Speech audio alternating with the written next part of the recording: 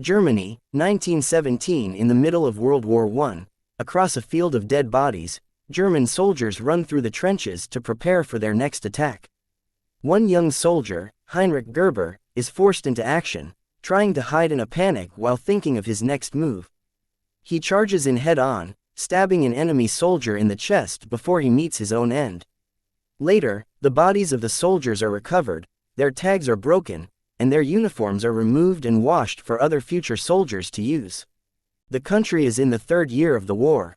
17-year-old Paul Bäumer joins his friends, Albert Kropp, Franz Müller, and Ludwig Behm, as they prepare to enlist in the German army. They gather with their classmates and listen to an inspirational speech from their principal, encouraging them to fight for their country so that they may return home as heroes. As they receive their uniforms and guns, Paul is given Heinrich's old uniform. The men are taken into Paris, where several men at the base are already injured. The French soldiers start initiating a gas attack, prompting the men to wear masks.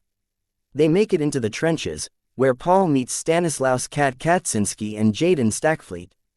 The men spend the evening in the trenches, with Paul and Albert keeping watch. A bullet is fired, hitting Paul's helmet but not injuring him. Soon, the French begin firing upon the Germans, forcing them to hide in a bunker. The attacks get more fierce until the bunker begins to collapse, with some soldiers trapped and killed under the rubble. In the morning, Paul is pulled out from the ruins of the bunker. He helps to recover tags from the dead soldiers, but he ends up finding Ludwig's corpse, missing an eye and a leg. Paul takes a moment to weep and mourn his friend. 18 months later, German official Matthias Erzberger meets with the Supreme Army Command as they go over the many recent losses of soldiers over the past year. The men have gathered to negotiate an armistice with Allied powers. In Champagne, France, Paul and Kat sneak into a farm and steal a goose. They succeed before the farmer emerges and shoots at them. The men share the goose with Albert, Franz, and Jaden. They cook the goose and sing a hearty song. The men later receive letters from loved one. Kat, who is illiterate, asks Paul to read to him a letter from his wife. While reading, Paul learns that Kat and his wife lost a son. Kat admits to Paul that he doesn't feel that he would be able to readjust to civilian life when all is said and done. Later on, the soldiers go off to recover 60 missing recruits. Paul and Albert come across the building they were hiding in, and Kat determines that they all died because they took their gas masks off too soon. Erzberger boards a train to the forest of Champagne to talk to the Allied powers of a ceasefire. General Friedrichs doesn't plan to back down, thinking the French are attempting to force unfair conditions upon them, and he is confident in the recruits set to arrive in the coming months. Erzberger and his comrades meet with General Ferdinand Foch, who gives the Germans 72 hours to agree to their non-negotiable conditions for the ceasefire to go into effect. Paul and his unit are woken up in the middle of the night to prepare for a French attack. As the morning comes, the attack commences, and the Germans begin laying into the French.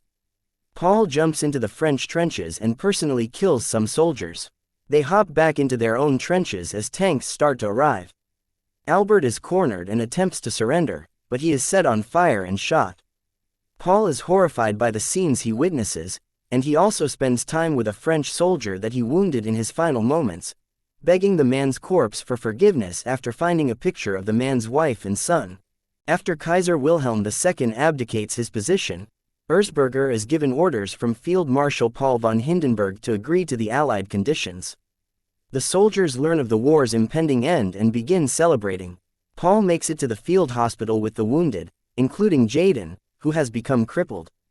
When Paul and Kat attempt to give Jaden food, he grabs a fork and commits suicide by stabbing himself in the throat over his predicament, all while Paul and Kat try in vain to save him. Erzberger and his men meet with Foch once more, who refuses to agree to a compromise, and the Germans sign the document for the ceasefire. The news spreads to the soldiers. Paul and Kat sneak into the farm once again to steal another goose, but they are caught by the farmer and are chased off. When they make it into the woods, they split up, and Kat is fatally shot by the farmer's son. Paul carries Kat back to a hospital, but he is already dead. The soldiers gather in a crowd as Friedrichs addresses them. Hoping to end the war on a high note for Germany, he orders an attack for 10, 45 for the men to kill as many French soldiers as possible. The soldiers are disheartened but forced back into the battlefield. Paul goes in and kills as many soldiers as he can.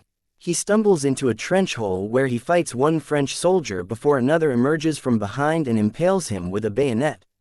Moments later, as the clock strikes 11:00, the war is announced as being over. Paul manages to walk outside before he dies. The remaining German recruits gather the tags of their fallen comrades. One recruit that Paul had saved earlier finds his body, holding the scarf that Franz had been given.